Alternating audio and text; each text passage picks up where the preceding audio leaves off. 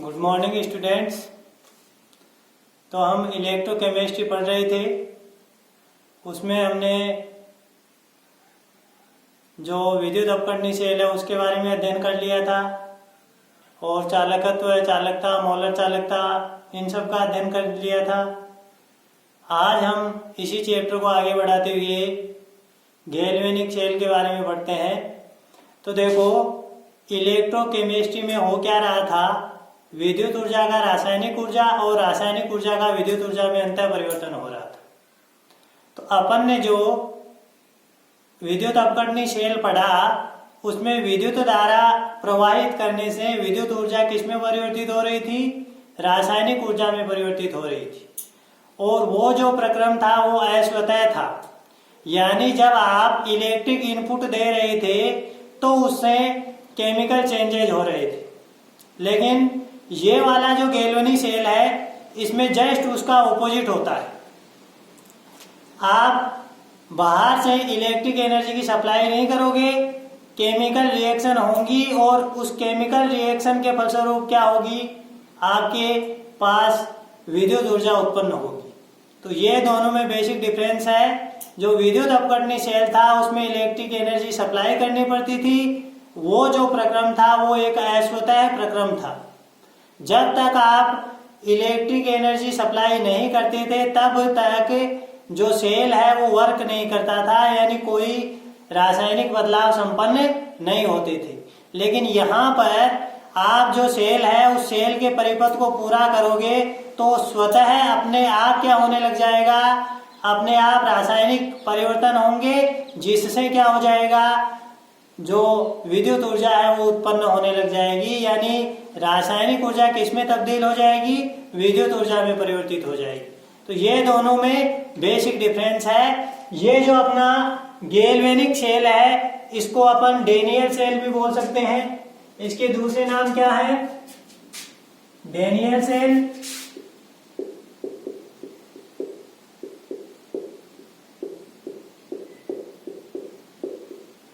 या इसको voltage cell भी बोला जाता है।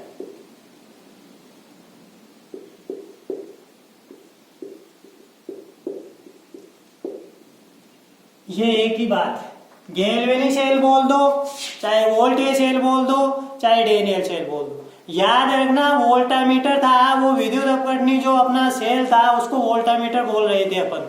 लेकिन यहाँ पर ये जो गैल्वेनिक सेल है इसको क्या बोला जाता है, वोल्टेज सेल बोला जाता है। तो इसमें होता क्या है, देखो, अपन धातु के जो इलेक्ट्रोड है उसको उसी धातु के विलयन में डिप करेंगे। ऐसा संयोजन होता है। देखो, ये आपके पास कोई कंटेनर है और ये एक दूसरा कंटेनर है। इस कंटेनर में मैं FeSO4 ZnSO4 का सॉल्यूशन ले लेता हूं। किसका सॉल्यूशन है मेरे पास, जिंक सल्फेट का जलीय सॉल्यूशन है। और इस जिंक सल्फेट के जलीय सॉल्यूशन में मैं किसकी छड़ डिप कर देता हूं, ये जिंक धातु की छड़ है, Zn की छड़। और इसी तरह यहां मेरे पास CuSO4 का जलीय विलयन है।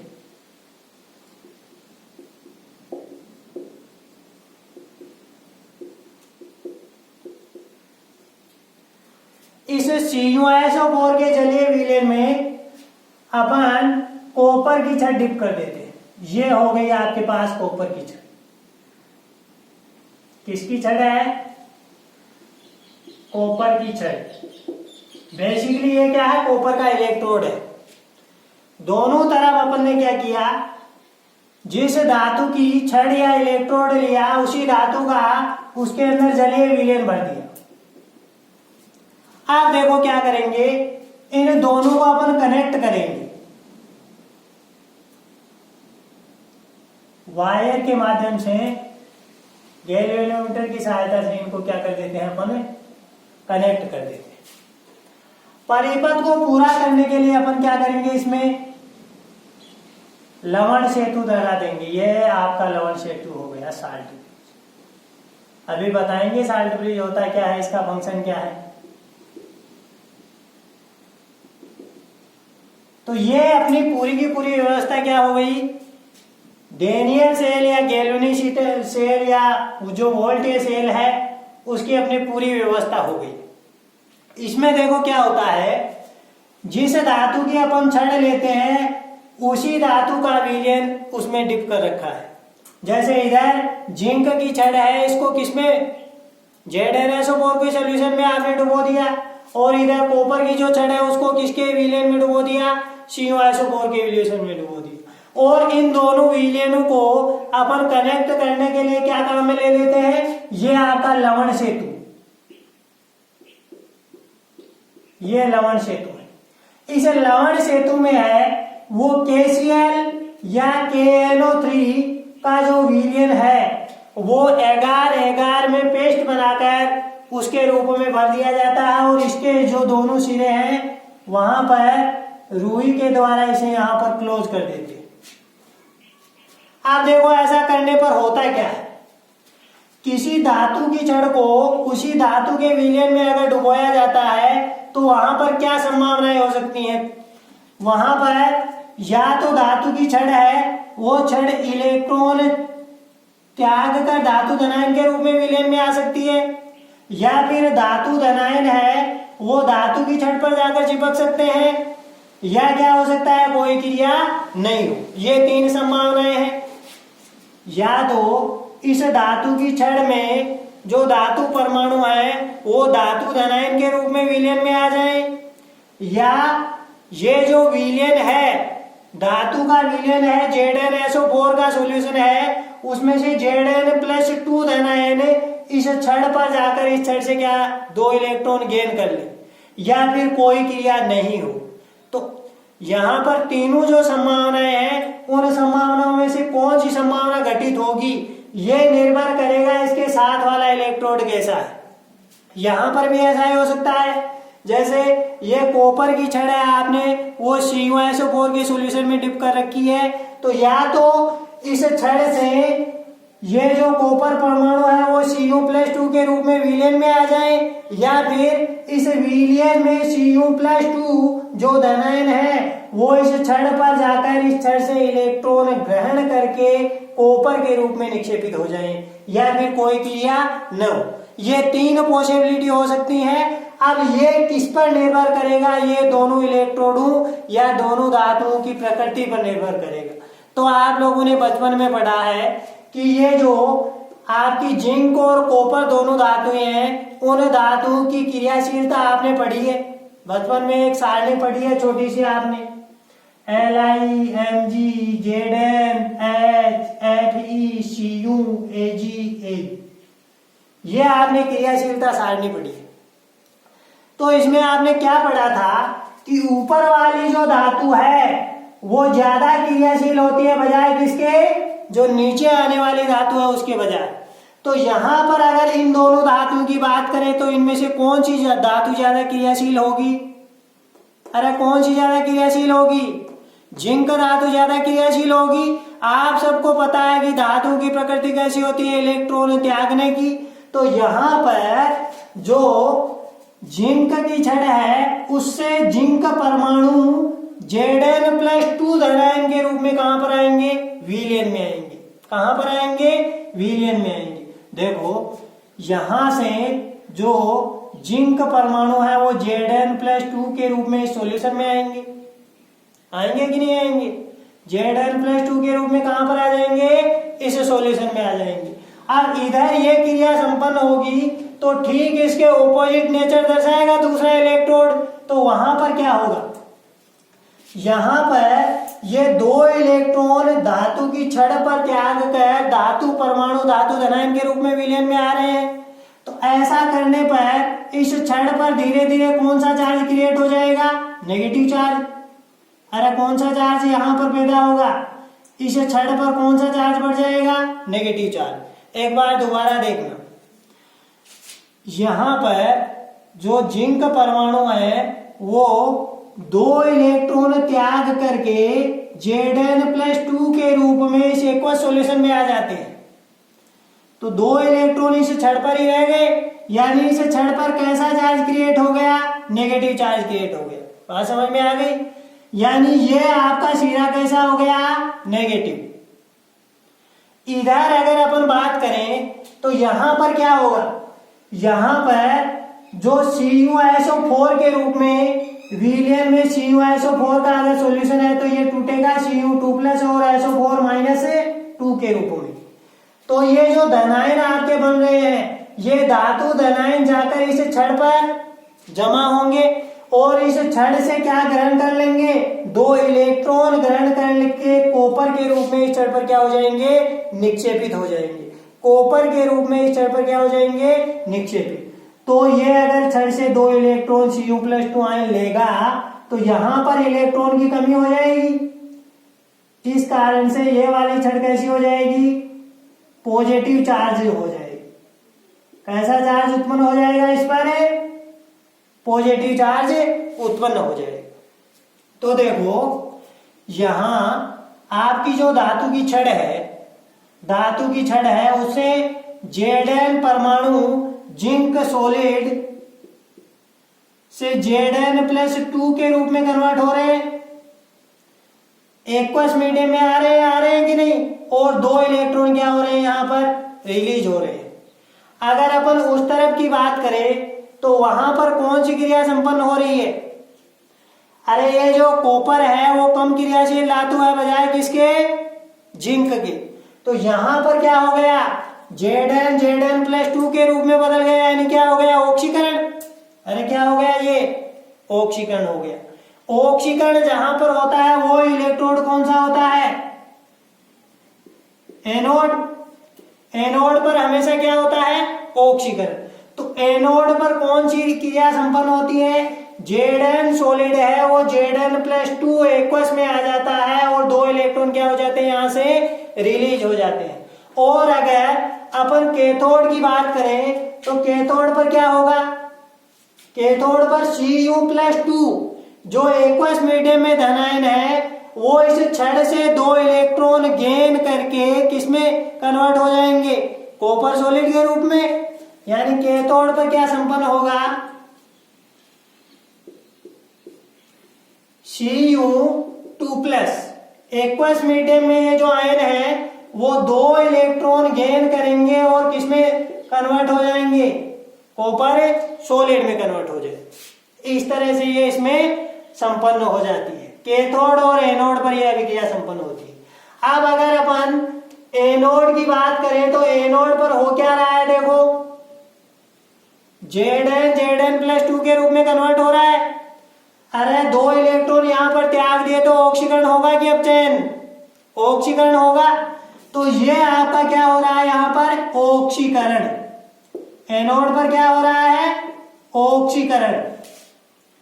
और कैथोड की अगर बात करें तो कैथोड पर क्या हो रहा है, कैथोड पर आपके Cu+2 आयन इस एक्वस मीडियम में है वो इस छड़ से 2 इलेक्ट्रॉन गेन करके किसमें कन्वर्ट हो रहे हैं, कॉपर सॉलिड में हो रहे हैं कि नहीं। तो यहां पर इलेक्ट्रॉन गेन हो रहे हैं तो ये क्या हो जाएगा, अपचयन हो जाएगा। क्या हो जाएगा, अपचयन। ये ऑक्सीकरण हो गया, ये अपचयन हो गया। ये एनोड पर संपन्न होने वाली अभिक्रिया है और ये कैथोड पर संपन्न होने वाली। अगर अपन नेट शेल रिएक्शन की बात करें, नेट रिएक्शन की बात करें तो नेट रिएक्शन क्या होगी, Zn solid plus Cu2+ aqueous convert होगा किसमें, Zn2+ aqueous plus copper solid. ये आपकी क्या हो गई, नेट रिएक्शन हो गई, क्योंकि ये जो 2 इलेक्ट्रॉन है वो एक दूसरे से क्या हो गए, कैंसिल आउट हो गए। तो इस तरह से आपका जो गैल्वेनिक सेल है, जो डेनियल सेल है, उसमें सेल रिएक्शन संपन्न होती है। और ये वाली जो रिएक्शन है वो क्या होती है, अपने आप संपन्न होती है। कैसा प्रक्रम है, एक स्वतः प्रक्रम है। कैसा प्रक्रम है, स्वतः प्रक्रम है।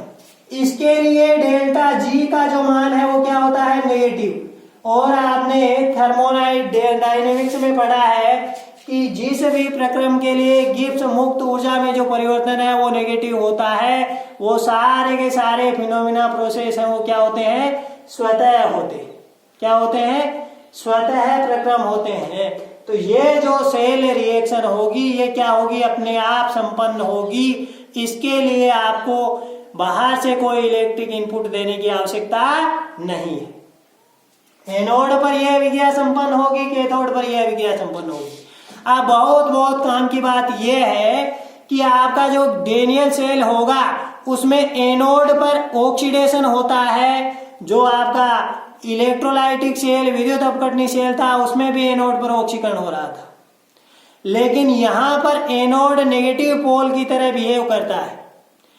जो आपका गैल्वेनी सेल है उसमें एनोड कैसा पोल होता है, एक नेगेटिव पोल होता है, और कैथोड कैसा पोल होता है बेटा, पॉजिटिव पोल होता है। एनोड नेगेटिव पोल क्यों हुआ, इसको आप लोग एक बार दोबारा देखो। अगर अपन जेडन और कॉपर की क्रियाशीलता की बात करें तो इसमें जिंक धातु ज्यादा क्रियाशील है। जेडन जो धातु है वो कॉपर की तुलना में क्या है, ज्यादा क्रियाशील है। इस कारण से अगर दोनों इलेक्ट्रोड अपन ले ले और इनसे अपना सेल कंप्लीट कर ले तो उस स्थिति में क्या होगा, जिंक जो है उसका ऑक्सीकरण होगा और कॉपर वाले इलेक्ट्रोड पर क्या होगा, अपचयन होगा। इस कारण से जो जेडन की छड़ है, जिंक इलेक्ट्रोड है, उससे जेडन परमाणु Zn+2 के रूप में विलेन में आ जाते हैं और अपने 2 इलेक्ट्रॉन है वो छड़ पर ही छोड़ आते हैं।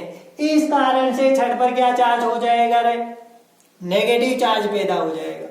आप देखो इस छड़ पर नेगेटिव चार्ज अगर पैदा हो गया तो नेगेटिव में क्या होगा रे, रिपल्सन होगा। इस कारण से ये इलेक्ट्रॉन किधर प्रवाहित होने लग जाते हैं, एनोड से कैथोड की ओर। अरे इलेक्ट्रॉन्स का प्रवाह किधर होगा, एनोड से कैथोड की ओर होगा। इलेक्ट्रॉन्स अगर एनोड से कैथोड की ओर प्रवाहित होंगे तो आपके पास धारा का प्रवाह किधर होगा, कैथोड से एनोड की ओर होगा, ऑपोजिट होगा। अब देखो ऐसा क्यों होता है, इलेक्ट्रॉन इधर ज्यादा हो गए, इस छड़ पर इलेक्ट्रॉन कम हो गए, कमी हो गई इलेक्ट्रॉन्स की, यानी ये जो कैथोड है वो इलेक्ट्रॉन्स का क्या है, भूखा है। तो इसकी भूख कौन मिटाएगा, इलेक्ट्रॉन्स। इस कारण से इलेक्ट्रॉन्स किधर जोड़ते हैं रे, इलेक्ट्रॉन्स एनोड से कैथोड की तरफ दौड़ते हैं। और ये जब दौड़ते हैं तो आपका गैल्वेनोमीटर में क्या आता है बेटा, विक्षेप आता है। गैल्वेनोमीटर में क्या आता है, विक्षेप आता है। ये बात हो गई।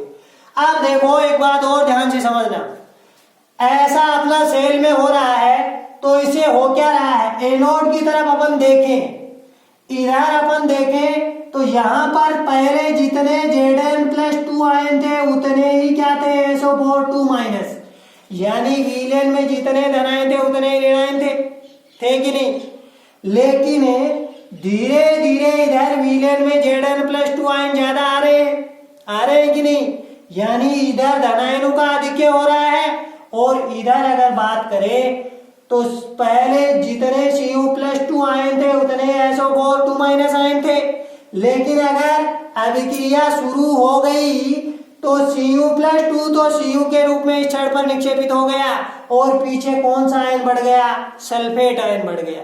यानी इधर तो पॉजिटिव चार्ज पैदा हो जाएगा विलेन में, उधर कौन सा चार्ज पैदा हो जाएगा, नेगेटिव चार्ज पैदा हो जाएगा। इधर पॉजिटिव चार्ज उधर नेगेटिव चार्ज, यानी दोनों में क्या हो गया रे, चार्ज डिफरेंस पैदा हो गया है। तो इसको जो द्रव की सतह पर पोटेंशियल क्रिएट हो गया, आवेश के पृथक्करण से विभव उत्पन्न हो जाता है। अब इसको न्यूट्रलाइज करने के लिए आपने क्या जोड़ दिया, इनके बीच में लवण सेतु या साल्ट ब्रिज जोड़ दिया। ये साल्ट ब्रिज क्या काम करेगा, देखो एक तो ये दोनों विलेनों को संपर्कित कर देता है और इधर जो धनायन बढ़ रहे हैं उन धनायनों को न्यूट्रलाइज करने के लिए इसमें आपने जो KCl या KNO3 भरा है उसमें विपरीत आवेशित आयन इधर गति करने लग जाएंगे, यानी Cl- आयन इधर आ जाएंगे।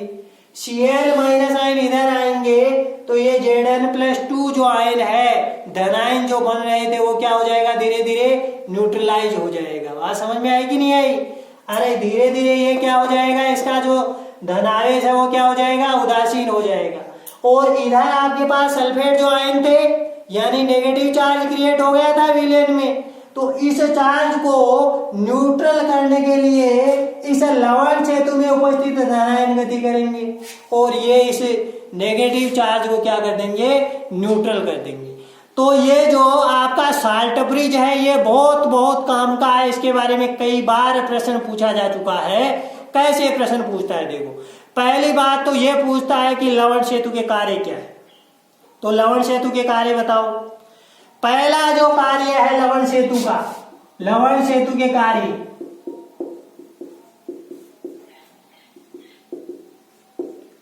पहला कार्य तो ये परिपथ को पूर्ण करता है। अरे परिपथ को पूर्ण करता है। देखो अगर यहां से मैं साल्ट ब्रिज अगर उठा लूं तो परिपथ पूर्ण हुआ क्या, बताओ? परिपथ पूर्ण ही नहीं हुआ। अरे नहीं हुआ ना परिपथ पूर्ण। तो पहला काम तो इसका है, वो क्या करेगा, आपके सर्किट को कंप्लीट करेगा। दूसरा कार्य बताओ इसका क्या होगा? दूसरा कार्य इसका है विद्युत उदासीनता बनाए रखता है दोनों विलेनों में। क्या बनाए रखता है? विद्युत उदासीनता बनाए रखता है, इलेक्ट्रिक न्यूट्रलिटी बनाए रखता है। क्योंकि यहां पर इधर पॉजिटिव चार्ज ज्यादा बढ़ रहा है, उधर नेगेटिव चार्ज ज्यादा बढ़ रहा है कि नहीं? तो इन दोनों को न्यूट्रलाइज करने का काम कौन करता है? आपका लवण सेतु।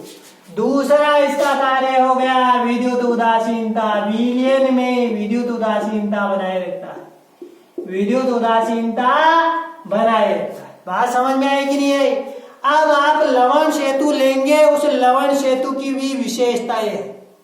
उसमें एक आपका पॉजिटिव आयन होगा, एक नेगेटिव आयन होगा। ये दोनों जो आयन है, उन दोनों आयनों की मोबिलिटी क्या होनी चाहिए? समान होनी चाहिए। उन दोनों आयनों की गतिशीलता क्या होनी चाहिए? समान होनी चाहिए। जैसे यहां पर आपका एक KCl का क्या है, मॉलिक्यूल है, अणु है, तो इधर धनायन बढ़ रहा है, तो इस इधर वाले धनायन को शांत करने के लिए कौन आएगा? Cl माइनस नेगेटिव आयन आएगा कि नहीं आएगा? तो जितनी देर में ये Cl नेगेटिव इधर पहुंच पाए, उतनी ही देर में आपका पोटेशियम प्लस आयन किधर पहुंच जाना चाहिए? कैथोड की तरफ पहुंच जाना चाहिए सॉल्यूशन में। यानी दोनों की गतिशीलता क्या होनी चाहिए? आयनों की समान होनी चाहिए। तो एगार में ऐसे जो जिनमें धनायन और ऋणायन की गतिशीलता समान होती है, ऐसे लवणों का पेस्ट बनाकर इस विलेन में भर दिया जाता है और दोनों तरफ उसकी रुई की डाट लगा दी जाती है। तो इस प्रकार से आपका लवण सेतु उत्पन्न बन गया। अब लवण सेतु की जगह अपन दूसरा भी यहाँ पर काम में ले सकते हैं। जैसे यहाँ पर चिकनी मिट्टी की दीवार आपने काम में ले ली। अरे बात समझ में आ गई? तो वो भी इसका साल्ट ब्रिज का कार्य ही करता है। वो भी किसका कार्य करेगा? साल्ट ब्रिज का कार्य करेगा।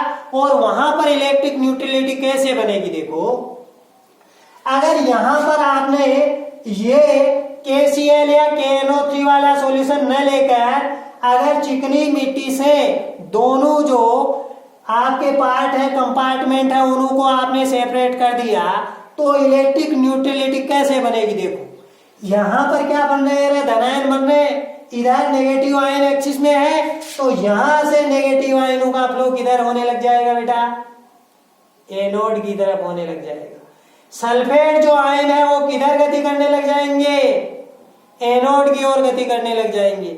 यानी आपने लवण सेतु काम में यहां पर ले रखा है, KCl U2 काम में ले रखी है, इसकी जगह ये न लेकर अगर मिट्टी का कंपार्टमेंट आपने सेट कर रखा है, तो उस स्थिति में जो सल्फेट ऋणायन है वो कैथोडिक पार्ट से एनोडिक पार्ट की तरफ मूवमेंट करेंगे और इधर से अगर ये मूव कर रहे हैं तो इधर सल्फेट की सांद्रता कम हो गई और इधर Fe+2 की जो सांद्रता ज्यादा थी उसको वो क्या कर देंगे? न्यूट्रलाइज कर देंगे। यानी आपका सॉल्यूशन क्या हो जाएगा? विद्युत उदासीन हो जाएगा। इस तरह से लवण सेतु आपका क्या करता है? कार्य करता है। अब देखो आपका ये वाला जो पार्ट है जहां पर आपने क्या जोड़ रखा है, वायर जोड़ रखा है, वो तो क्या हो गया, बाह्य परिपथ हो गया बेटा। कौन सा परिपथ हो गया रे, बाह्य परिपथ, एक्सटर्नल सर्किट हो गया। और जहां पर आपने इलेक्ट्रोड ले रखे हैं और जो विलयन भी भर रखा है दोनों पात्रों में, वो आपका क्या हो गया, आंतरिक परिपथ हो गया। कौन सा परिपथ हो गया, आंतरिक परिपथ हो गया। तो बाह्य परिपथ में धारा प्रवाह का जो माध्यम है वो क्या होते हैं बताओ, इलेक्ट्रॉन्स होते हैं। इलेक्ट्रॉन एनोड से कैथोड की तरफ गति करते हैं, इस कारण से धारा का प्रवाह किधर होता है, कैथोड से एनोड की तरफ होता है। और अगर आंतरिक परिपथ की अगर बात करें तो आंतरिक परिपथ में किसका प्रवाह होता है, अरे इलेक्ट्रॉन्स का प्रवाह होता है क्या, नहीं होता है। किसका प्रवाह होता है, आयनों का प्रवाह होता है। किसका प्रवाह होता है, आयनों का प्रवाह होगा। और आयनों का प्रवाह किधर होगा, अगर आपने चिकनी मिट्टी काम में ले ली तो किधर होगा, कैथोड से एनोड की ओर, कैथोड से एनोड की ओर। तो इस तरह से आपका ये क्या हो गया, ऋणायन इधर से इधर मूवमेंट करेंगे। इस प्रकार से आपका ये परिपथ और सर्किट पूरा हो गया। आपके पास एनोड हो गया और कैथोड हो गया, ये कार्य करें। तो एनोड या अर्ध अभिक्रिया पूछे तो क्या लिखेंगे, एनोड या अर्ध अभिक्रिया क्या होगी, देखो बोलो देखें। एनोड पर क्या होगा, अरे एनोड किसका ले रखा है आपने, जिंक धातु का। ध्यान रखना, इसको आप अच्छे से समझ लो। LOAN ये इसके आईपीएसी नोमेनक्लेचर क्या क्या है, मेथड है, सेल के निरूपण का मेथड है ये। एल का मतलब होगा लेफ्ट साइड, कौन सी साइड है, लेफ्ट साइड। लेफ्ट साइड में क्या होगा रे, ऑक्सीडेशन, क्या होगा, ऑक्सीडेशन। अरे लेफ्ट साइड यही तो हुई, ऑक्सीडेशन हो रहा है कि नहीं हो रहा। और लेफ्ट साइड में जो आपके पास इलेक्ट्रोड होगा वो कौन सा होगा, एनोड होगा। कौन सा होगा, एनोड होगा। और एनोड कैसा पोल होगा, एक नेगेटिव पोल होगा। यानी एनोड पर कौन सा चार्ज होता है, नेगेटिव चार्ज होता है। तो इस प्रकार से आपने क्या पढ़ लिया, जो आपका गैल्वेनी सेल है, वोल्टेज सेल है या डेनियल सेल है, वो पढ़ लिया। तो ये कैसे फंक्शन करता है, ये अपने आप फंक्शन करता है जब आप धातु इलेक्ट्रोड को उस धातु के सॉल्यूशन में डिप कर देते हैं और दोनों को आपस में कांटेक्ट में ले आते हैं या कनेक्ट कर देते हैं। तो उस स्थिति में एक कंपार्टमेंट में ऑक्सीडेशन रिएक्शन संपन्न होती है और दूसरे कंपार्टमेंट में रिडक्शन रिएक्शन संपन्न होती है। जिधर ऑक्सीडेशन होता है उसको हमेशा अपने लेफ्ट साइड में रखेंगे और वो ऑक्सीडेशन वाला कौन सा इलेक्ट्रोड होगा, एनोड होगा। ऑक्सीडेशन वाला कौन सा होगा, एनोड होगा। यहां पर ऑक्सीकरण अगर होगा तो Zn है वो Zn+2 में कन्वर्ट होगा। तो Zn कहां पर मिलेगा, धातु के इलेक्ट्रोड पर मिलेगा। यानी Zn है, धातु परमाणु है, वो इलेक्ट्रोड से Zn+2 के रूप में इस सॉल्यूशन में आएंगे। और Zn+2 के रूप में जब सॉल्यूशन में आएंगे तो दो इलेक्ट्रॉन छड़ पर ही रह जाएंगे। इस कारण से छड़ पर कैसा चार्ज क्रिएट हो गया, नेगेटिव चार्ज क्रिएट हो गया। इसी कारण से हम पढ़ते हैं कि डेनियल सेल में एनोड है वो हमेशा नेगेटिव पोल होता है। एनोड कैसा पोल होता है, नेगेटिव पोल होता है। नेगेटिव पोल क्यों हुआ वो आपकी समझ में आ गया होगा। अब ये नेगेटिव पोल होगा लेकिन इस पर होगा क्या, हमेशा ऑक्सीडेशन होगा। और इस पर ऑक्सीडेशन होता है, इस कारण से इसको अपन ऑक्सीकरण अर्ध अभिक्रिया बोलते हैं। जहां पर भी इलेक्ट्रॉन्स अभिक्रिया में लूज हो रहे हैं, गेन हो रहे हैं, तो वहां पर हमेशा दो रिएक्शन संपन्न होंगी, एक ऑक्सीकरण अर्ध अभिक्रिया होगी और एक अपचयन अर्ध अभिक्रिया होगी। तो ये आपकी क्या हो गई रे, ऑक्सीकरण अर्ध अभिक्रिया हो गई। अब ऑक्सीकरण अर्ध अभिक्रिया बोल दो, यानी ऑक्सीडेशन हाफ रिएक्शन बोल दो, या इसको क्या बोल दो, एनोडीय अर्ध अभिक्रिया बोल दो, एनोडीय हाफ रिएक्शन बोल दो, एक ही बात है भाई। ऑक्सीडेशन हो रहा है, एनोड पर हो रही है हाफ रिएक्शन, यानी ऑक्सीडेशन हाफ रिएक्शन या एनोडिक हाफ रिएक्शन। और अगर दूसरी तरफ हम बात करें तो यहाँ पर अगर क्या हो रहा है, इलेक्ट्रॉन छड़ पर लूज हो रहे हैं तो इधर से गेन करेगा। अरे दोनों पर ऑपोजिट प्रक्रम संपन्न होता है कि नहीं होता? अब क्यों होता है, ये इनकी क्रियाशीलता पर निर्भर करता है। जो आपकी जिंक धातु है वो कॉपर की बजाय क्या है, ज्यादा रिएक्टिव है, इस कारण से ये ऑक्सीडाइज होगी इसकी तुलना में। तो यहां से Cu+2 है वो Cu के रूप में इस छड़ पर जाकर निक्षेपित होंगे। तो इधर पॉजिटिव चार्ज क्रिएट हुआ कि नहीं हुआ? अब पॉजिटिव चार्ज यहां पर अगर क्रिएट हो गया तो ये क्या करेगा, इलेक्ट्रॉन खींचेगा। ये क्या करेगा, इलेक्ट्रॉन खींचेगा। इधर नेगेटिव चार्ज ज्यादा है तो ये इलेक्ट्रॉन फेंकेगा। इस कारण से इलेक्ट्रॉन का जो मूवमेंट है वो एनोड से कैथोड की ओर होगा। किसमें? एक्सटर्नल सर्किट में। और जो धारा का प्रवाह है वो किधर होगा, कैथोड से एनोड की तरफ होगा। तो इस प्रकार से ये आपका सर्किट पूरा होगा। ये ऐसे ये होता है आपका डेनियल सेल या गैल्वेनी सेल। अब इसके बारे में नोट डाउन करते हैं अपन। तो हेडिंग डालिएगा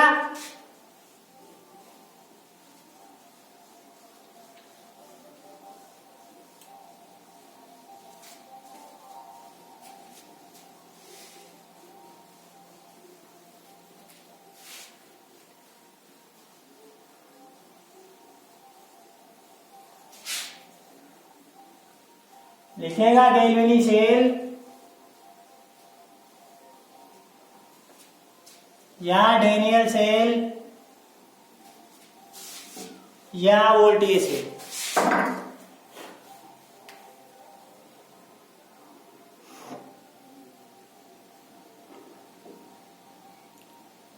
पहले इसका चित्र बनाएगा।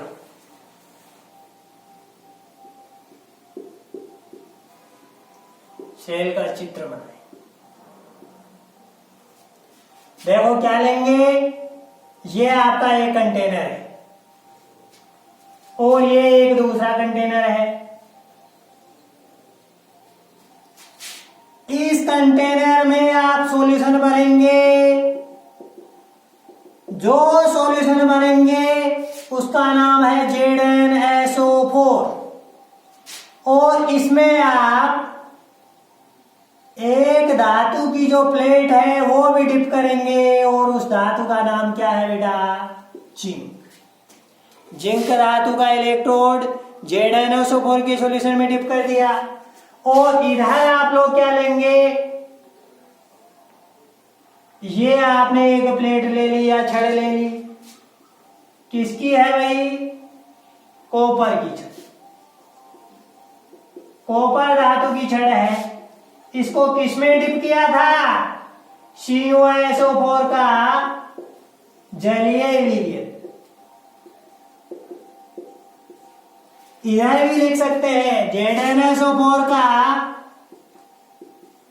जलीय विलयन। ध्यान रखने वाली बात यह है, ये ZnSO4 है वो टूटेगा अपने आयनों में Zn+2 + SO4 2-। अरे टूटेगा, इलेक्ट्रोलाइट है ये तो टूटेगा। Zn CuSO4 Cu2+ SO4 2-। ऐसे ही अपने आयनों में ब्रेक डाउन होगा। अब देखो इन दोनों को आप क्या करेंगे, एक गैल्वेनोमीटर की सहायता से वायर से ऐसे जोड़ देना। अपन सिंपल परिपथ बना रहे एकदम। परिपथ की पूर्णता के लिए बच्चे लोग इसमें क्या लगाएंगे, ये लगाएंगे एक ऐसा U-tube, उल्टी U-tube इसमें लगा दी, ये लगा दी। इस U-tube के दोनों सिरों पर क्या लगी हुई थे, रुई की डाट लगी हुई होती है, समझ गए। और इसमें इसको बोलते हैं अपन लवण सेतु। लवण सेतु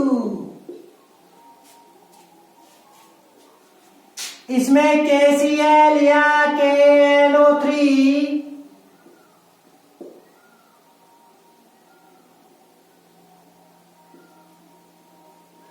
की पेस्ट भरी हुई है। किसमें, 11-11।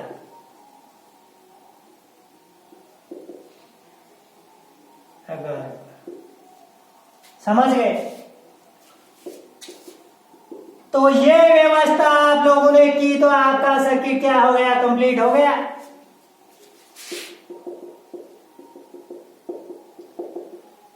सर्किट कंप्लीट होते ही देखो क्या होगा। मैंने बताया था किसी धातु की जड़ को उसी धातु के सॉल्यूशन में अगर डिप किया जाता है तो 3 प्रोबेबिलिटी हो सकती है। या तो धातु धनायन है वो धातु में कन्वर्ट होंगे, या धातु धातु धनायन के रूप में कन्वर्ट होगी, या नो रिएक्शन। तो यहां पर Zn जो धातु की छड़ है उसको Zn+2 के सॉल्यूशन में आपने अगर डिप कर रखा है तो क्या होगा, इस कॉपर की तुलना में ये ज्यादा क्रियाशील धातु है। ज्यादा क्रियाशील धातु होने की वजह से यहां से जिंक परमाणु Zn2+ के रूप में सॉल्यूशन में आएंगे। अरे आएंगे कि नहीं आएंगे? अगर ऐसे आएंगे तो इस छड़ पर कैसा चार्ज क्रिएट हो जाएगा, नेगेटिव चार्ज क्रिएट हो जाएगा। कैसा चार्ज क्रिएट हो गया, नेगेटिव चार्ज। छड़ पर नेगेटिव चार्ज उत्पन्न हो गया। देखो आ गए विलेन में, आ रहे हैं तो आ रहे इस विलेन में, तो यहाँ पर नेगेटिव चार्ज ही बना। और इसके साथ में अगर कॉपर की छड़ आपने ले रखी है तो उधर देखो क्या होगा, ये जो Cu+2 है ये कहाँ जाएगा, इस छड़ पर जाएगा और इस छड़ से कहेगा कि मेरे को 2 इलेक्ट्रॉन दे दे। क्या करेगा, इसे 2 इलेक्ट्रॉन इससे लेगा और 2 इलेक्ट्रॉन लेके कॉपर सॉलिड के रूप में इस छड़ पर निक्षेपित हो गया। तो इस छड़ पर इलेक्ट्रॉन्स की कमी हो गई, इसलिए मैं यहाँ पर लिख रहा हूं कि इस पर कौन सा चार्ज उत्पन्न हो गया, पॉजिटिव चार्ज उत्पन्न हो गया। बात समझ में आ गई? तो ये आपका कैसा सिरा होता है, नेगेटिव सिरा होता है, लेकिन है क्या ये, एनोड। कैसा चार्ज होता है इस पर, नेगेटिव चार्ज। और ये क्या है आपका, कैथोड। ऐसा चार्ज होगा इस पर, पॉजिटिव चार्ज। अब देखो यहां से इलेक्ट्रॉन्स का मूवमेंट किधर होगा, इधर। इलेक्ट्रॉन्स किधर जाएंगे रे, एनोड से कैथोड की ओर। अरे ये इधर जाएंगे तो आई किधर आएगी, आई आएगी कैथोड से एनोड की ओर। तो ये इस तरह से आप मार्किंग कर लीजिएगा ताकि आप लोगों को पता रहे धारा किधर प्रवाहित होगी, ये किधर जाएगा। अब इसमें देखो आपने KCl अगर भर रखा है या KNO3 का सॉल्यूशन भर रखा है तो क्या होगा, देखो यहां पर इस विलेन में धीरे धीरे धातु धनायन बढ़ेंगे, क्योंकि पहले तो जितने जिंक धनायन थे उतने ही सल्फेट ऋणायन थे, लेकिन अब धनायन यहाँ पर बढ़ते जा रहे हैं, बढ़ते जा रहे हैं, बढ़ते जा रहे हैं। बात समझे कि नहीं समझे? तो इलेक्ट्रिक न्यूट्रलिटी बनाए रखने के लिए यहां से जो Cl नेगेटिव आयन है, देखो इधर में Cl नेगेटिव आयन दिखा देता हूं, इधर मूवमेंट करेंगे और क्या बनाएंगे, यहाँ पर इधर एनोड की तरफ इलेक्ट्रिक न्यूट्रलिटी बनाएंगे और इधर में K+ जो आपके धनायन है उनका मूवमेंट दर्शा देता हूं। Cu+2 के रूप में छड़ पर निक्षेपित हुए तो सल्फेट आयन की सांद्रता बढ़ी है, नेगेटिव की सांद्रता बढ़ी। अब नेगेटिव को शांत करने के लिए कौन सा आयन आएगा, पॉजिटिव आयन आएगा, यानी K+ इधर आएगा और इलेक्ट्रिक न्यूट्रलिटी बनाएगा। ये आपका सेल आरेख कंप्लीट, सेल चित्र कंप्लीट हुआ। नीचे लिख दे रहा, लिखना चाहो तो डेनियल सेल, डेनियल सेल चित्र। बोले किसी के कोई दिक्कत, बच्चे लोगों को बताया करो, समस्याएं आएंगी आप लोगों के। अगर आप लोग पूछोगे तभी तो आपकी प्रॉब्लम सोल्व होगी। तो कमेंट सेक्शन में कमेंट कीजिएगा। और मैंने आपको पहले भी बताया था कि आप है वो अपने पेरेंट्स की मेल आईडी से यूट्यूब चैनल चला रहे हो, इसके बजाय अच्छा होगा कि आप खुद की अपनी मेल आईडी बनाओ। देखो आज का ये जो टेक्निक युग है उसमें टेक्नोलॉजी के साथ साथ आपको भी परिवर्तित होना होगा। अपने खुद की पर्सनल मेल आईडी बनाओ, क्योंकि आप लोग 12th पासिंग आउट करने के बाद में कोई कॉम्पिटिटिव एग्जाम दोगे तो उसमें भी आपसे अपनी मेल आईडी जो फॉर्म है उसमें फिलअप करवाएगा। तो आप अभी से अपनी मेल आईडी बना लो और उसी मेल आईडी से अपने वाला ये जो चैनल है इसको ओपन किया करो, और अगर कोई प्रॉब्लम आती है तो उसमें कमेंट बॉक्स में जाकर अपना कमेंट टाइप करो, ताकि आपकी जो प्रॉब्लम है वो यथासंभव जल्दी से जल्दी सॉर्ट आउट हो सके। इसलिए आप लोग हैं वो इतना सा काम और कीजिएगा कि अपनी जो पर्सनल मेल आईडी है खुद की वो बनाएंगे, और फिर उससे क्या अपना ये जो चैनल है उसको वॉच करेंगे। तो उससे अगर आपकी कोई समस्या होगी तो आप उसको यहाँ पर कमेंट बॉक्स में टाइप करना, जिससे अपने समझ में आ जाए कि इस बच्चे के ये वाली समस्या है, और फिर उसका क्या हो सके, समाधान हो सके। तो ये आपका क्या हो गया, डेनियली सेल का चित्र हो गया। समझ में शायद आया होगा। अरे आपने 11th क्लास में पढ़ी थी रिडॉक्स रिएक्शन, तब सर ने आपको बताया था कि ये जो एनोड है वो यहाँ पर क्या होता है, नेगेटिव पोल होता है। क्यों होता है आप लोगों की समझ में शायद आ गया होगा उस समय, और नहीं आया है तो आज हमने ये समझाने की कोशिश की है, जरूर समझ में आया होगा। अरे आया कि नहीं आया रे समझ में? बच्चे बैठे बैठे बोल रहे हैं कि हाँ आया तो है, पहले ही आ गया था। कोई बात नहीं, जैसे भी आया, देर आए दुरुस्त आए, समझ में तो आया होगा। ये आपका सेल निरूपण हो गया। अब इसके बारे में अपन जो की पॉइंट है वो लिखेंगे, तो नेक्स्ट लाइन में आप डैश डालकर लिखिएगा, बहुत बहुत काम का है। इस चैप्टर में से एक है वो क्या पूछ लेता है आपसे, ये चित्र ही आ जाता है, इसमें डायग्राम पूछ लेता है 1 नंबर का, तो आप अच्छे से भले प्रकार से बना पाओ, इसके लिए हमने कोशिश की है। अब इसमें लिखो, नीचे लाइन में डैश डालकर लिखिएगा। पहले अपन सेल अभिक्रिया लिखते थे।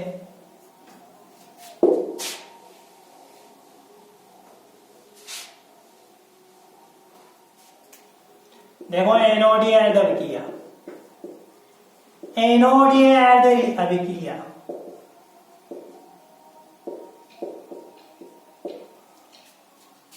एनोडीय हाफ रिएक्शन और oxidation half reaction. Half reaction बोला जाएगा जहां पर भी इलेक्ट्रॉन ट्रांसफर की बात आए। इलेक्ट्रॉन यहां पर इलेक्ट्रॉन ट्रांसफर हो रहे हैं, इस कारण से अपन इसको हाफ रिएक्शन बोल रहे हैं। देखो कैसे, Zn है वो धातु की छड़ पर है, सॉलिड के रूप में है। Zn सॉलिड है वो किस में कन्वर्ट होगा, बोलो, Zn2+ किसमें, एक्वस मीडियम में, और 2 इलेक्ट्रॉन रिलीज हो गए। अब यूनियन में तो इलेक्ट्रॉन आएंगे नहीं, वो तो छड़ पर ही आएंगे। तो इस तरह से अपन ने क्या लिख दिया, एनोडीय अभिक्रिया। ये आपकी एनोडिक हाफ रिएक्शन होगी। यहां पर मैं इक्विलिब्रियम का साइन यूज करूंगा, क्योंकि देखो होता क्या है, Zn+2 के रूप में विलेन में आते हैं कि नहीं, तो धीरे धीरे ये आते जाते हैं, इधर इनकी सांद्रता बढ़ती जाती है। अब इस पर पॉजिटिव चार्ज हो गया तो उस स्थिति में क्या होगा, ये जो धनायन है इस छड़ पर चिपकने लग जाते हैं, और एक स्थिति ऐसी आती है कि जितने धनायन इस छड़ पर जाकर चिपकते हैं उतने ही धातु परमाणु धातु धनायन के रूप में विलेन में आ जाते हैं। तो उस स्थिति में यहाँ पर जो चार्ज क्रिएट होता है उसे अपन क्या बोलते हैं, एनोडीय विभव बोलते हैं। उसकी बात करेंगे अपन, ऑक्सीडेशन पोटेंशियल के आगे करेंगे, तब पढ़ लेंगे इसको। अब कैथोडीय अभिक्रिया की बात करें, कैथोडीय अभिक्रिया, बोलो बेटा क्या होगी कैथोडीय अभिक्रिया, कैथोडिक हाफ रिएक्शन और रिडक्शन हाफ रिएक्शन। यहां पर क्या होगा, देखो Cu2+ एक्वस मीडियम में है, अरे वो किस में चला जाएगा, 2 इलेक्ट्रॉन धातु की छड़ से गेन करके Cu सॉलिड के रूप में इस छड़ पर निक्षेपित हो जाएगा। और नीचे लिखना net cell reaction. Net cell reaction की बात करें तो Zn solid with Cu2+ aqueous convert into Zn2+ aqueous with Cu solid। ये हो गया आपकी नेट शेल रिएक्शन। तो आपको यहां से समझ में आ गया होगा कि आपका जो डेनियल सेल है या गैल्वेनी सेल है या वोल्टेज सेल है उसमें एक रिडॉक्स रिएक्शन संपन्न होती है। रिडॉक्स कैसे? ये Zn सॉलिड Zn+2 में कन्वर्ट हो रहा है तो कौन सी हो गई है? Oxidation half reaction. और ये यहां पर Cu2+ है, वो Cu सॉलिड में कन्वर्ट हो रहा है। क्या कर रहा है? 2 इलेक्ट्रॉन गेन कर रहा है। तो ये क्या हो गया? Reduction half reaction. Oxidation with reaction, reduction known as redox reaction. Oxidation with reduction known as redox reaction. तो ये हो गया आपकी रिडॉक्स रिएक्शन। ये एक स्वतः है रिडॉक्स रिएक्शन है, स्पॉन्टेनियस रिडॉक्स रिएक्शन। इतना नोट डाउन कीजिएगा, इसके आगे लिखो, लिखिएगा।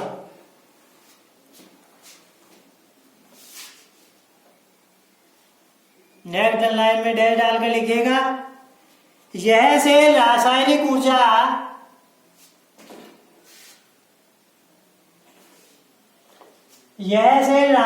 ऊर्जा का विद्युत ऊर्जा में परिवर्तन करता है।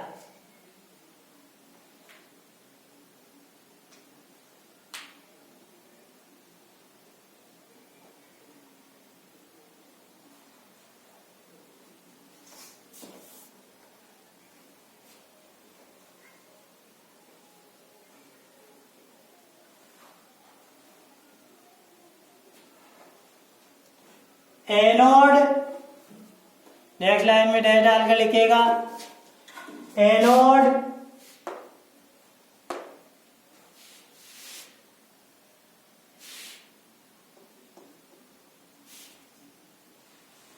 एनोड को नेगेटिव पोल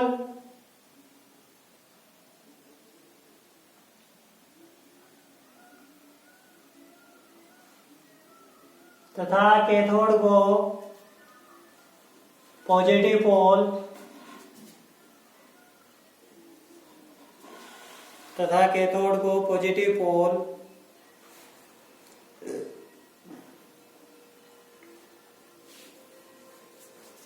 या धनाग्र इलेक्ट्रोड कहा जाता है। हिंदी में लिख लो, या धनाग्र इलेक्ट्रोड कहा जाता है।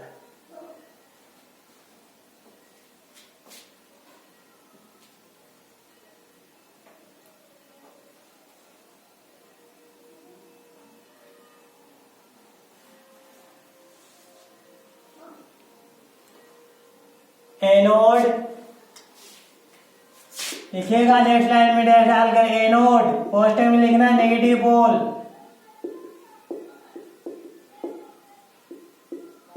एनोड पर ऑक्सीकरणार्ध अभिक्रिया,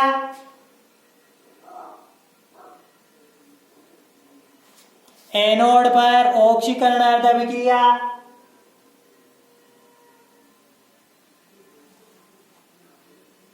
तथा कैथोड, कोष्टक में लिखना पॉजिटिव पोल, कैथोड पर अपचयनार्ध अभिक्रिया संपन्न होती है।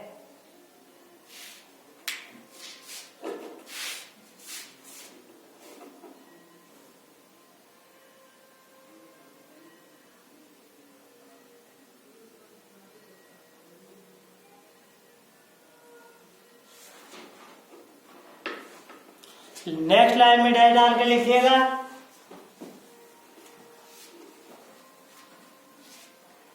बाह्य परिपथ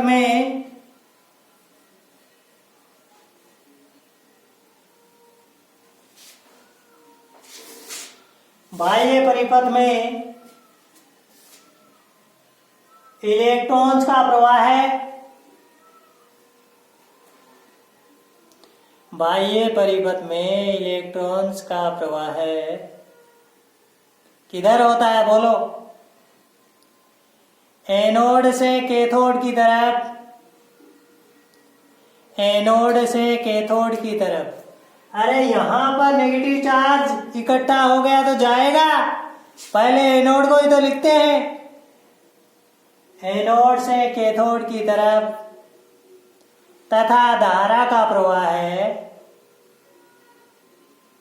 तथा धारा का प्रवाह है कैथोड से एनोड की तरफ होता है।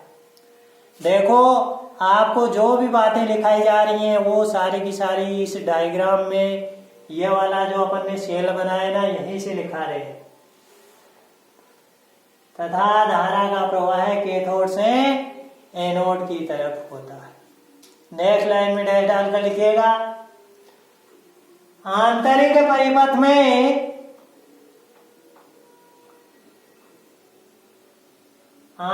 परिपथ में आयनों का प्रवाह होता है,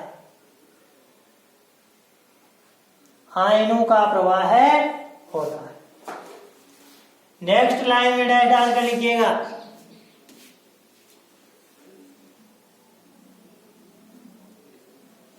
IUPAC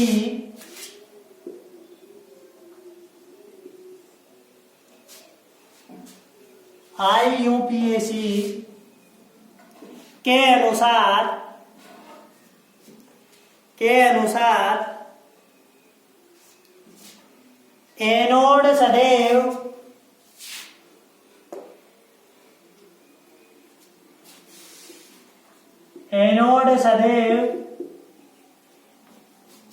LHS left hand side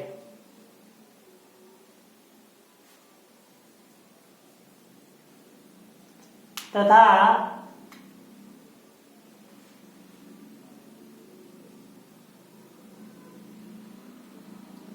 cathode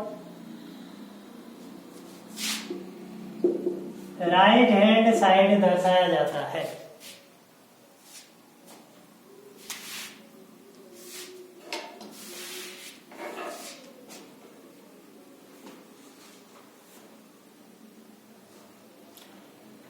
next line में लिखिएगा, गैल्वेनी शेल रिएक्शन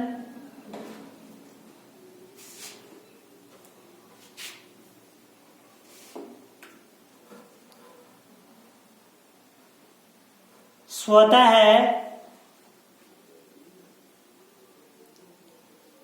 तथा उत्क्रमणीय होती है। स्पॉन्टेनियस एंड रिवर्सिबल रिएक्शन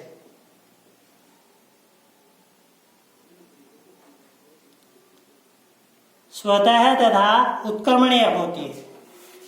आगे वाली लाइन में लिखिएगा,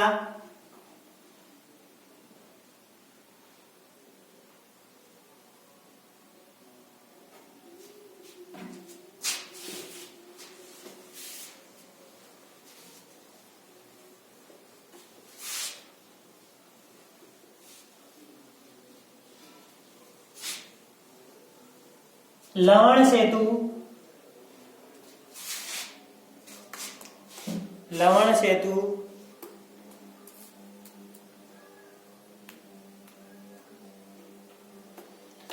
के उपयोग।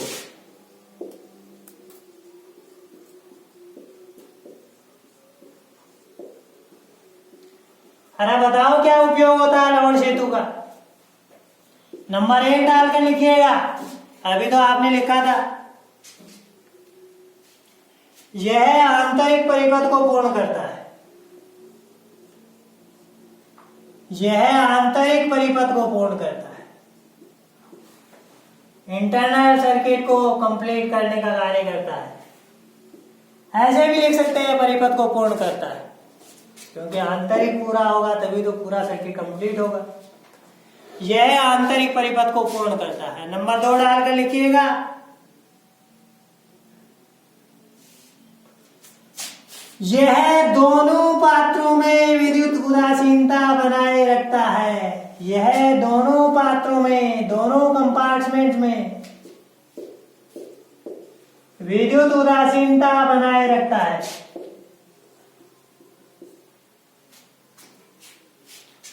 यह दोनों पात्रों में विद्युत उदासीनता बनाए रखता है।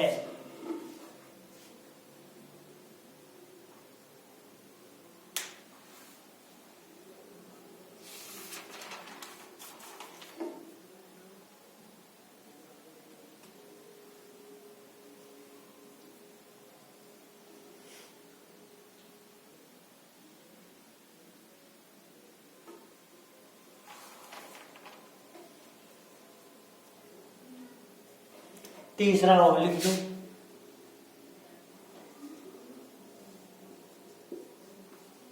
यह है द्रव द्रव संधि विभव। Liquid liquid junction potential. यह है द्रव द्रव संधि विभव के परिमाण को कम करता है।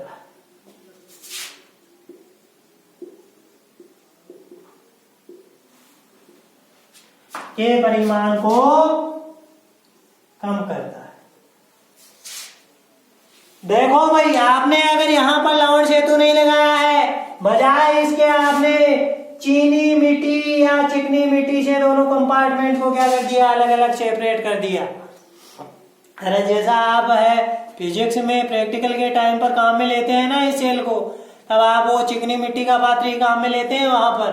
तो उस स्थिति में क्या करता है, ये जो दोनों द्रव की सतह है उनके मध्य जो liquid liquid junction potential due to charge difference, अलग अलग चार्ज उत्पन्न होने की वजह से उत्पन्न हो रहा है, चार्ज डिफरेंस से तो विभव उत्पन्न होता ही है ना, तो उसको क्या करेगा, ये कम करेगा। क्योंकि इससे क्या होगा, जो आयंस है उनका क्या होने लग जाएगा, फ्लो होने लग जाएगा। आयंस का फ्लो होगा तो इलेक्ट्रिक न्यूट्रलिटी आएगी यहाँ पर द्रव द्रव की सतह पर, तो वो कार्य करता है।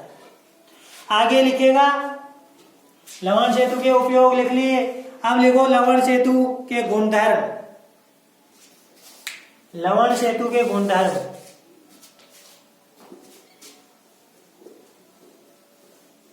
Properties of salt bridge. हमेशा याद रखना है, गैलोली सेल ए बी सी ऐसे ही दर्शाया जाता है।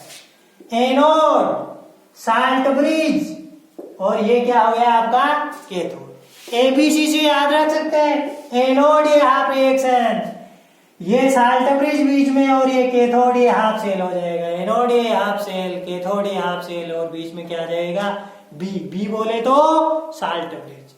लिखो इसमें प्रयुक्त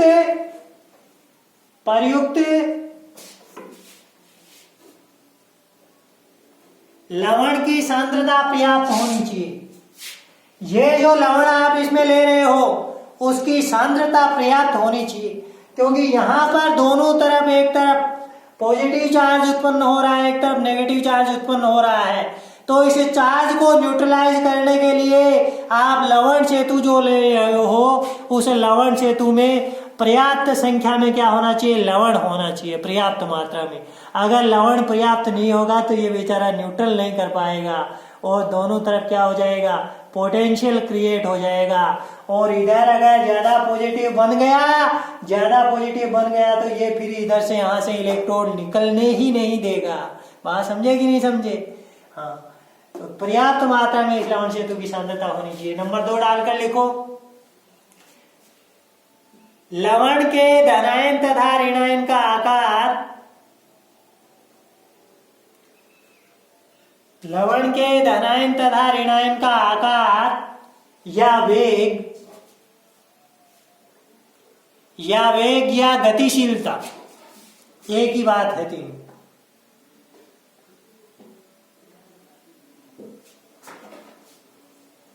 आकार या वेग या गतिशीलता लगभग समान होनी चाहिए, लगभग समान होनी चाहिए, जिससे दोनों पात्रों में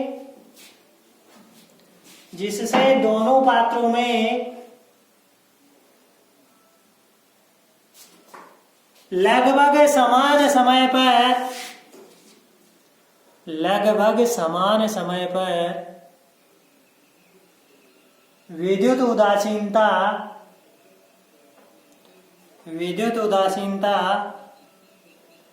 प्राप्त की जा सके। बात को समझे होंगे? देखो नहीं समझा तो अभी समझाते। अरे इस लवण सेतु में जो धनायन और ऋणायन ले रहे हैं, उन दोनों की जो गतिशीलता है या जो आकार है वो क्या होना चाहिए, लगभग समान होना चाहिए। अरे देखो, एक मोटा हो गया और एक छोटा हो गया, तो उस स्थिति में क्या होगा, छोटे वाला जो है वो तो आसानी से पहुंच जाएगा सॉल्यूशन तक, जबकि मोटे वाला पहुंच ही नहीं पाएगा। तो एक तरफ तो न्यूट्रलिटी हो जाएगी, दूसरी तरफ नहीं हो पाएगी, तो उस दिशा में आपका सेल प्रॉपर कार्य नहीं कर पाएगा। इस कारण से दोनों की जो मोबिलिटी है या जो साइज है दोनों की, केटाइन और एनाइन की, वो क्या होनी चाहिए, समान होनी चाहिए। आगे लिखिएगा, लवण के आयन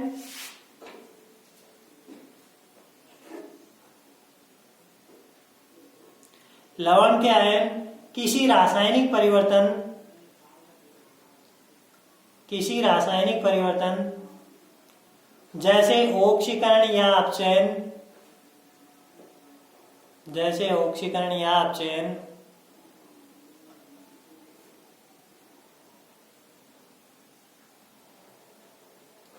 में भाग नहीं लेने चाहिए। अगर ये खुद ही ऑक्सीकरण अपचयन में भाग लेने लग जाएंगे, तो यहाँ पर जो आपने लवण ले रखा है, जिसके आधार पे आप सेल की स्टडी कर रहे हो, तो वो प्रॉपर नहीं हो पाएगी। अरे बात समझेगी नहीं, या फिर किसी तरफ जाकर इसका अवक्षेप बन जाए तो भी प्रॉपर आप अध्ययन नहीं कर पाएंगे। तो ये गुण होनी चाहिए इसकी, ये प्रॉपर्टी होनी चाहिए अपने लवण क्षेत्र। समझ में आई होगी बात। अब आगे वाली लाइन में डालकर लिखेंगे, लिखो, गैल्वेनिक सेल का निरूपण, representation of the galvanic cell, इसका निरूपण कैसे करते हैं।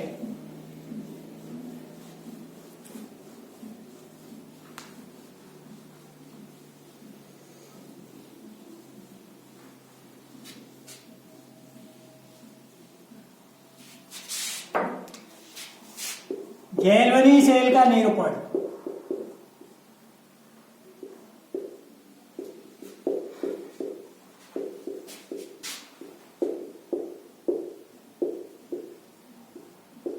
देखो ध्यान देना, मैं निरूपण कैसे करते हैं। अपन पहले अपना जो गैल्वेनिक सेल है उस पर जो सेल रिएक्शन संपन्न हो रही थी वो लिखते हैं। देखिए, सबसे पहले अपन एनोडिक हाफ रिएक्शन लिखते हैं, एनोडी अर्धविक्रिया, एनोडी अर्धविक्रिया।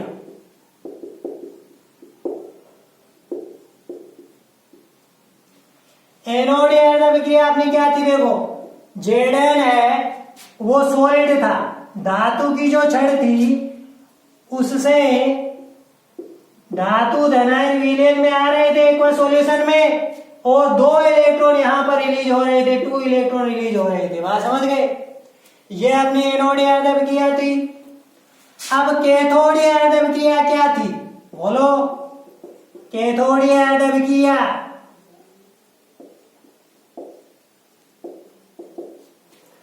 कैथोडी अर्धविक्रिया विलयन में Cu2+, धातु धनायन जो एक्वस मीडियम में थे, एक्वस सॉल्यूशन में थे, वो क्या कर रहे थे, 2 इलेक्ट्रॉन यहां से गेन करके कन्वर्ट हो रहे थे किसमें, Cu सॉलिड में, छड़ पर जाकर जमा हो रहे थे। अरे ऐसे हो रहे थे कि नहीं। और नेट सेल रिएक्शन की बात करें, नेट सेल रिएक्शन, तो नेट सेल रिएक्शन अपना क्या था, नेट सेल रिएक्शन था Zn solid plus Cu2+ aqueous, convert हो रहा था Zn2+ aqueous with Cu solid. ये आपकी नेट सेल रिएक्शन। तो देखो, जो एनोडी अर्धविक्रिया थी उसको, कैथोडी जो अर्धविक्रिया थी उसको, या फिर जो नेट सेल रिएक्शन है उसको सेल आरेख के रूप में कैसे निरूपित करते हैं। सबसे पहले अपन क्या लिखते हैं, एनोडी अर्धविक्रिया, एनोडी अर्धविक्रिया, फिर उसके बाद में लवण सेतु, और लवण सेतु के बाद में कैथोडी अर्धविक्रिया को दर्शाएंगे। ये पैटर्न रहेगा अपना सेल निरूपण का। एनोड अर्धविक्रिया को, उसके बाद में लवण सेतु को और फिर कैथोड अर्धविक्रिया को दर्शाएंगे। अब एनोड अर्धविक्रिया को कैसे कन्वर्ट करेंगे, देखो कैसे दर्शाएंगे। Zn है वो किसमें कन्वर्ट हो रहा है, Zn 2+ में, तो Zn सॉलिड, Zn 2+ में कन्वर्ट हुआ, ये एक्वस में है। इसकी सांद्रता मैं यहां पर लिख देता हूं C1। अब देखो ये मैंने एनोड अर्धविक्रिया लिख दी, Zn सॉलिड Zn 2+ में कन्वर्ट हो रहा है। अरे Zn+2 में कन्वर्ट हुआ, ऑक्सीकरण हुआ कि नहीं हुआ, हो गया ऑक्सीकरण। तो यहां पर जो क्रिया कारक और जो उत्पाद है उसके बीच में ये हाइफन का चिन्ह लगाया जाता है, ओब्लिक सामान्य भाषा में आप लोग जिसे बोलते हैं ना वो लगा देता है। तिरछी खड़ी रेखा दर्शा दी दोनों के बीच में, जो क्रिया कारक और उत्पाद है उनके बीच में एक तिरछी खड़ी रेखा दर्शा दी। उसके बाद में लवण सेतु का निरूपण करना है, तो लवण सेतु को दर्शाने के लिए 2 तिरछी खड़ी लाइनें दर्शाएंगे। या यहां पर सरंध्र पात्र में आपको बोल रहा था कि चिकनी मिट्टी या मिट्टी की दीवार काम में ले सकते हैं, उसको दर्शाने के लिए आप क्या करेंगे, डैश डैश के रूप में 2 तिरछी खड़ी रेखाओं की सहायता से इसको नोटेट करेंगे।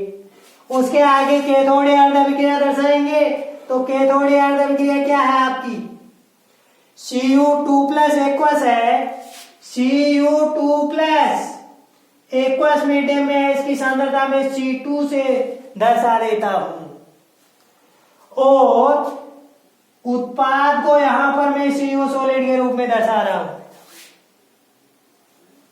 तो ये आपका क्या हो गया, सेल रिप्रेजेंटेशन हो गया। सर्वप्रथम आप एनोड आप रिएक्शन लिखते हैं, उसके पश्चात सेल का जो साल्ट ब्रिज है उसको दर्शाते हैं। साल्ट ब्रिज दर्शाने के बाद में क्या करते हैं आप, कैथोड अर्धविक्रिया लिखते हैं।